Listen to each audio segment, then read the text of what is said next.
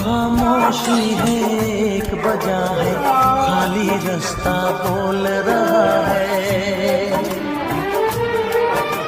So जा मेरे मुन्ने राजा, तू क्यों आंखें खोल रहा है। पहा मित्रांनो, गावाकडे जाणं किती गरजेचं आहे। आजोबांचं आपल्या नातवावर असलेलं प्रेम आपणाला या व्हिडिओमधून पाहायला मिळत आहे।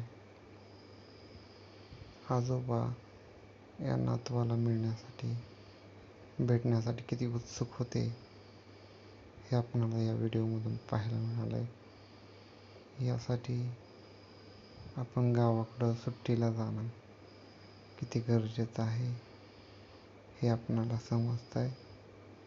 याच्यावर विचार करा।